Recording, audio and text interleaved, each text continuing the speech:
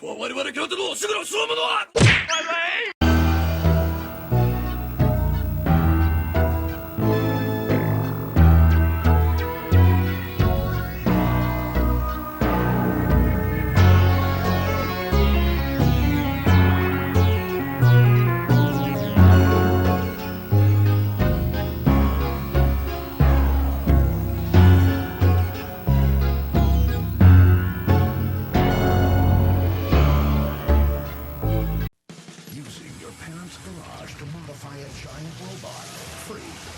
Friendship with a pretty girl from outer space. Free. Using your video game skills to cause mass destruction. Free.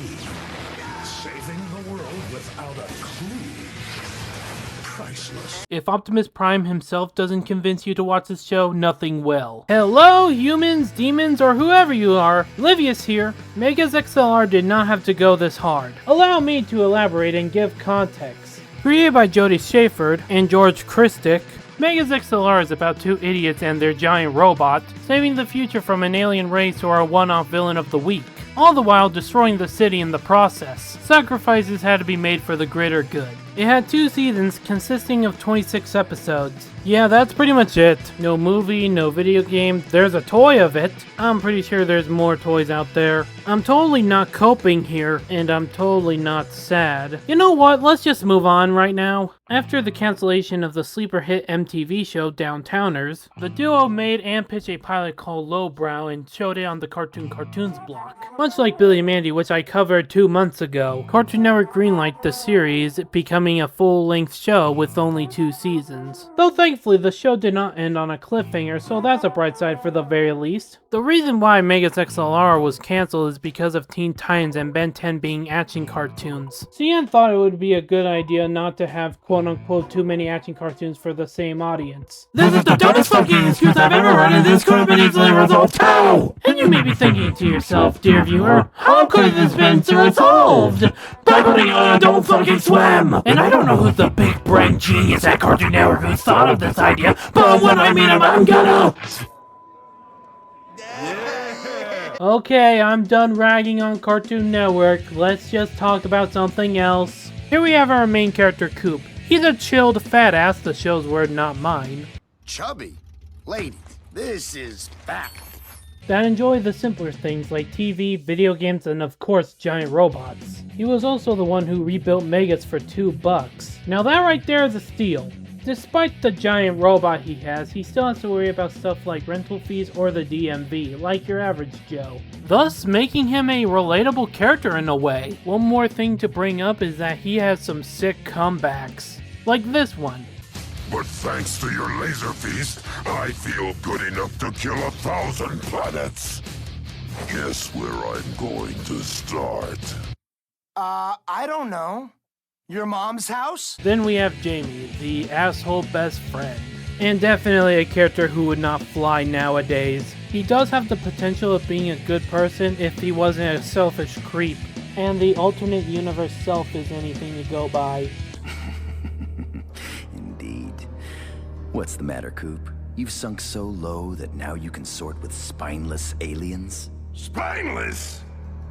What? And before you ask, yes, that is Steve Bloom voicing him. Rounding out the trio for the 3rd time in a row is Kiva, the serious know-it-all from the future. She's the only one out of the 3 who takes the saving the whole world part seriously, and get annoyed with Coop and Jamie's antics. Though as the show progresses, she warms up to the 2 of them and accepts them for who they are. Also, I don't know why, but this scene always gets a chuckle from me. You want us to pick you up something? Yeah, a new time flux unit so I can get out of this Neanderthal nightmare and back to saving humanity's future? I don't think they got that. You want some beef jerky instead?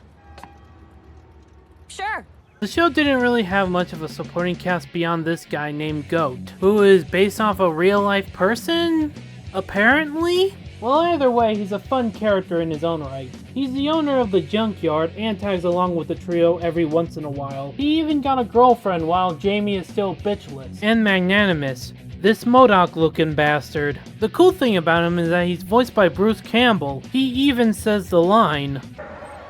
Groovy. Wrapping up the cast, we finally have the big bads of the show. the Glorf, an alien race of Cthulhu cyborgs from the future, and their leader, Gorath, who's voiced by Clancy Brown. Don't sit there nodding like an imbecile! Set a course for Earth! Battle stations! We'll take back what is rightfully mine and crush the Earther scum. Their goal is to take back Megas, as they were the ones who created it in the first place, and conquer the future. And oh yeah, there's the commander voiced by Kevin Michael Richardson. He's probably my favorite character out of the show because of scenes like this. But for now, take us into null space so that we can effect repairs. Don't you mean run away because we got our jaw blocks handed to us by one Earther? I have no patience for failure. Unless it's your own. What was that?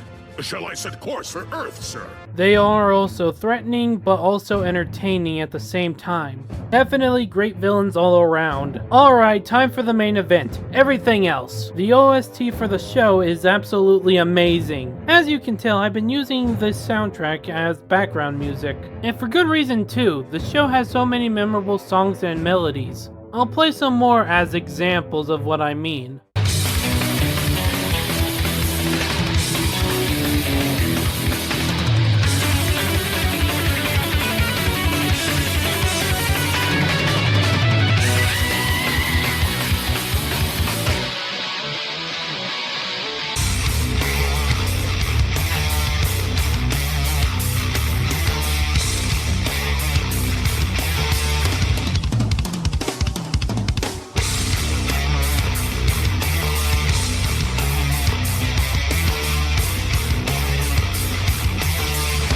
Whoever made the soundtrack did not have to do this, but I'm glad they did. They made the show even more awesome for that. On to the episodes themselves. Where the fuck do I begin? For simplicity's sake, let's start with some random ones. Coop's quest on getting a slushie, Jamie wanting to impress this girl and failing at it, entering the belly of an alien monster that eats satellites, being hunted down by an army of robots led by evil Optimus and eviler Megatron. And in case you were wondering why I called them that, it's because they're voiced by Peter Cullen and Frank Welker respectively. Sire, we have conquered faraway planets, decimated entire nations, and slain some of the most fearsome beasts among the stars. Tell me, my liege, what next? Name the task and it shall be done. And finally the DMV. All of that was Season 1, mind you. For Season 2, there's an episode about Jamie getting glorified by Sailor Moon ripoffs, as the first episode, a trip to Las Vegas gone wrong, the Glorf attempting to do a time paradox. Coop, you just destroyed the entire city over a remote control. Which you just blew up. What they just said, and a Thanksgiving special. By the way, they have this running gag of this TV station called Pop TV getting destroyed. What does the joke even mean? Find that out for yourself or wait for my review of the Downtowners. It's not funny when you explain the joke. And there were certain scenes of the writers knew what they were doing. I've been waiting 2 years for Volleyball Babe 6000. It's got way more bikinis than VB5K. Plus, I hear you can make the balls different colors. I just hope they improve the secondary motion engine. It makes the, backgrounds look awesome. His tentacles are so long. There was also a lot of anime references, but since I'm a filthy casual at best, I'm not going to point them out just in case I get one wrong. And the series finale was absolute hype. I would say something like spoilers ahead, but this show's over 20 years old and never coming back anyways. Coop and Gorath go into an alternate dimension, where the apocalypse was caused by an evil version of himself.